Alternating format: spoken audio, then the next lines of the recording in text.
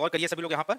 तो monetary policy में हम लोग थे, मॉनेटरी पॉलिसी, मौद्रिक नीति, जैसा कि इसका बेस हम लोग बता चुके हैं कि इसको एमपीसी के द्वारा बनाया जाता है। तो आज हम लोग मॉनेटरी पॉलिसी में एक टूल्स को देखेंगे जिसका नाम है ओएमओ।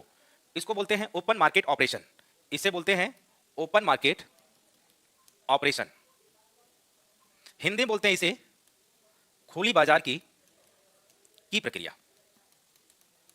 तो आज हम लोग इसको सीखने का प्रयास करेंगे, ये खुली बाजार की प्रक्रिया क्या है। तो ये भी पार्ट एक मॉनेटरी पॉलिसी का है जिसे हम लोग ओपन मार्केट ऑपरेशन के नाम से जानते हैं। तो आइए हम लोग इसको सीखने का प्रयास करते हैं कि आखिर ओपन मार्केट ऑपरेशन के थ्रू गवर्नमेंट ऑफ इंडिया किस तरीके से संसाधन को जुटाती है, या उसको जब भी पैसे का लेन देन करना पड़ता है तो किस प्रकार से वो पैसे का लेन देन करती है। तो ओपन मार्केट ऑपरेशन एक टूल्स है, इसको हम लोग टूल्स बोलेंगे, जो कि मॉनेटरी पॉलिसी के अंतर्गत आता है। तो इसको हम लोग सीखने का प्रयास करते हैं। तो चले हम लोग जब आगे बढ़ते हैं तो प्रयास करते हैं ओपन मार्केट ऑपरेशन को बहुत ईजीएस्ट वे में मैं आपको समझा पाऊं ताकि आप आसानी से इसको समझ जाएं।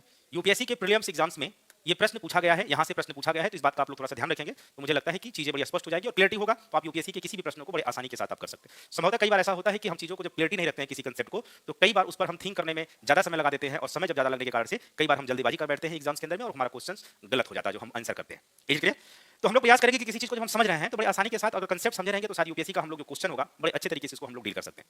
तो आइए हम लोग ओपन मार्केट ऑपरेशन के बारे में बात करते हैं। देखिए ओपन मार्केट ऑपरेशन इसको ओपन मार्केट ऑपरेशन कहा जाता है, खुली बाजार की प्रक्रिया।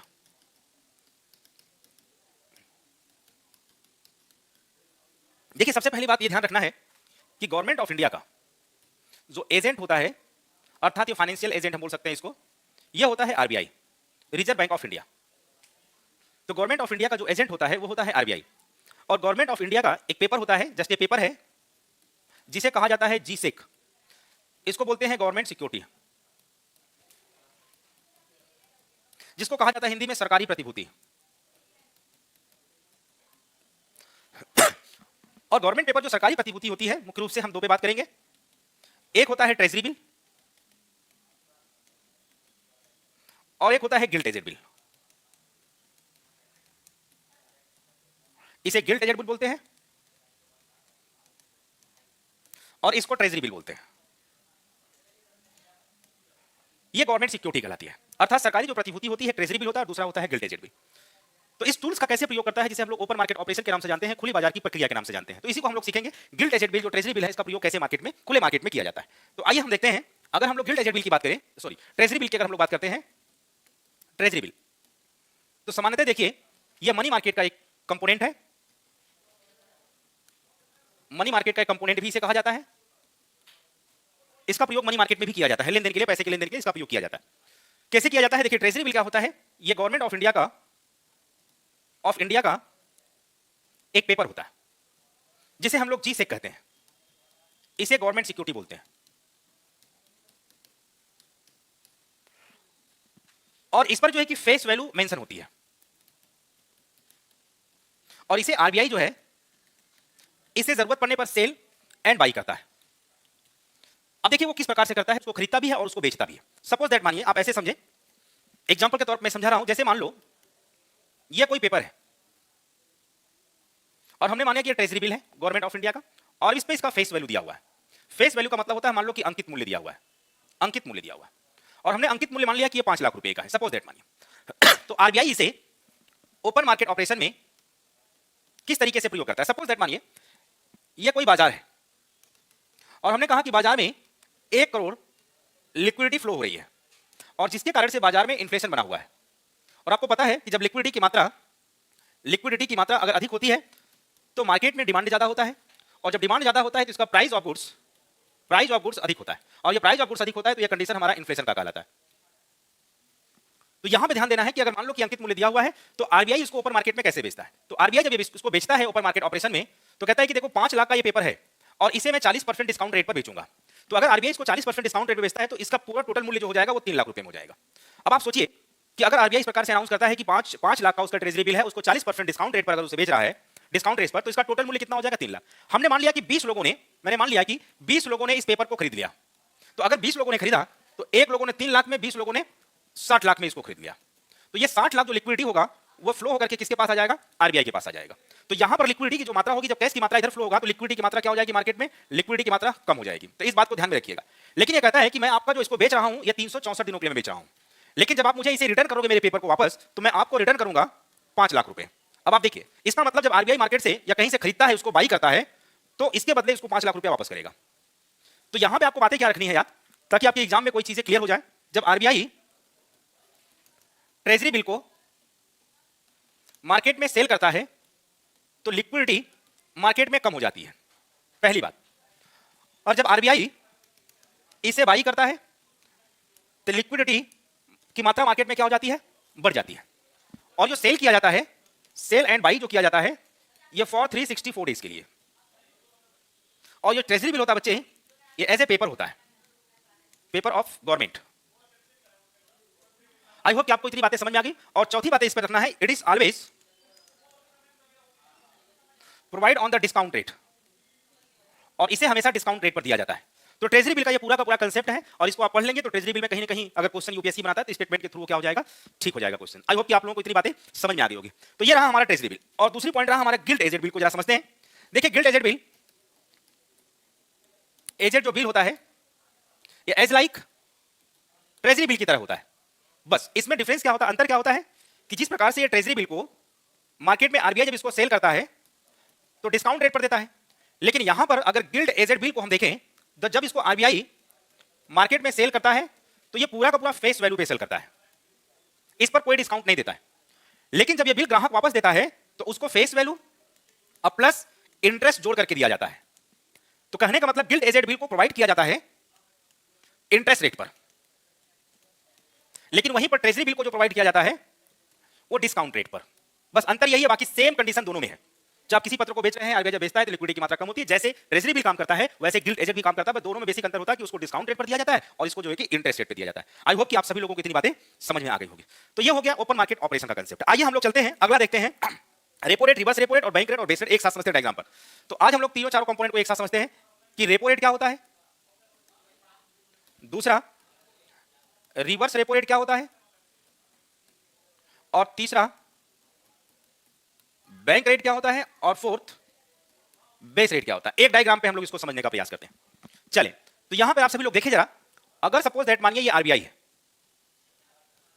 और ये मान लो कोई कॉमर्शियल बैंक है सीबी, तो रेपो रेट को समझना है तो बड़ी आसानी के साथ हम लोग समझ सकते हैं कि आखिर रेपो रेट क्या है, और कई बार इसमें बदलाव भी किया गया है। तो इससे हम लोग देखेंगे, तो एक तो डेफिनेशन हम लोग देखेंगे कि रेपो रेट का डेफिनेशन क्या होता है, सामान्यतः बात है और सही भी बात है कि रेपो रेट को हमको जानना भी चाहिए, क्योंकि इसके बढ़ाने और घटाने से मार्केट पर क्या प्रभाव पड़ेगा, एक हमें नागरिक होने के नाते, एक हमें विद्यार्थी होने के नाते इस बात को समझना चाहिए। क्योंकि आए दिन प्रत्येक दिन कहीं ना कहीं न्यूज़पेपर में, द हिंदू में, राष्ट्रीय संस्करण में, हर जगह ये जब बढ़ता घटता है तो इसकी सूचना पूरे भारत में हो जाती है। तो हम इसको समझने का प्रयास करेंगे आखिर ये बढ़ाने और घटाने पर कि प्रभाव क्या पड़ता है मार्केट पर, क्यों हम इसको पढ़ रहे हैं, इस बात को हमें ध्यान देना। तो देखिए कई बार ऐसा होता है कि कॉमर्शियल बैंक आरबीआई के साथ डील करता है या जरूरत पड़ने पर इसे उधार लेता है। तो ध्यान रखिएगा, eight which rate any commercial bank borrowing from the RBI, कहता है कि जिस रेट पर कोई कॉमर्शियल बैंक आरबीआई से उधार लेता है, कहता है कि जिस रेट पर, ये रेट ध्यान रखिएगा, जिस रेट पर लेता है उसी को रेपो रेट कहा जाता है। जिस रेट पर कॉमर्शियल बैंक आरबीआई से उधार लेता है, हम दूसरा डेफिनेशन ऐसे भी कर सकते हैं कि जिस रेट पर, at which rate RBI lending to the commercial bank, अर्थात जिस रेट पर आरबीआई क्या करता है, लेंडिंग करता है, उधारी देता है, उधारी देता है। और जो लेने देने वाली प्रक्रिया है, अगर इसको हम बोल दें ये for the short time period,